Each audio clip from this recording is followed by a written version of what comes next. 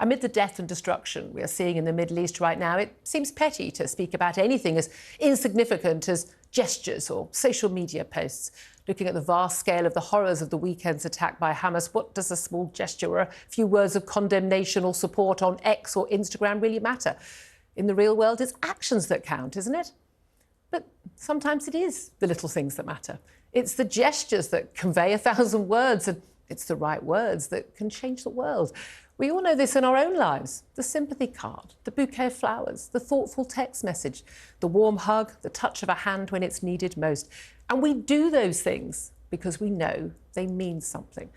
And it's the same when it comes to public gestures on the world stage.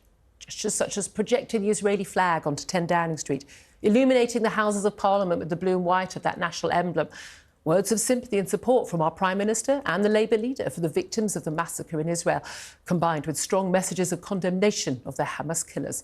All of these things matter. They are seen, they are heard, they are felt by our friends and allies in Israel. But isn't it surprising how so many of the people and organisations who usually leap at the opportunity to give us their tuppence worth on every great tragedy have been mysteriously quiet this week?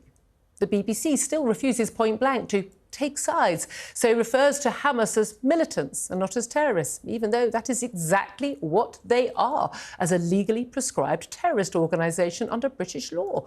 Meanwhile, the Football Association usually loves a gesture of compassion. They lit up Wembley's arch with the French tricolour in red, white and blue after the Bataclan terror attack in Paris in 2015, and in the blue and yellow of the Ukrainian flag after the Russian invasion.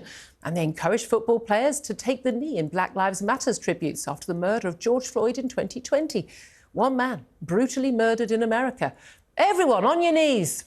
Yet after more than 1,000 innocent men, women and children were brutally murdered in Israel, there is still no decision from the FA on whether to commemorate those victims at Friday's England game. And what about those celebrities who normally jump on any passing bandwagon to display their heartfelt virtue for the victims of violence or injustice? The likes of actresses Dame Emma Thompson and Emma Watson, as well as BBC Sports pundit Gary Lineker, are rightly coming under the spotlight for their uncharacteristic silence in the face of these atrocities. While in America, whereas Beyoncé's message of support for the Israelis, or Ariana Grande's, or most other celebrities who regularly speak out to champion victims on their X or Instagram accounts, there has been not a single word from these people all week.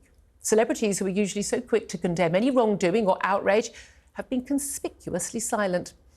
Now, we should always give the benefit of the doubt. Maybe they just haven't seen any news since last Friday. Maybe the wall-to-wall coverage of the Hamas massacre of innocents has just passed them by. Or maybe they've lost their phones or forgotten their login passwords for their social media accounts. I don't know. But perhaps their silence speaks louder than any words. Perhaps it tells us what we already suspected, that for many in the public eye, gestures are not actually meaningful expressions of genuine compassion. They're just gesture politics.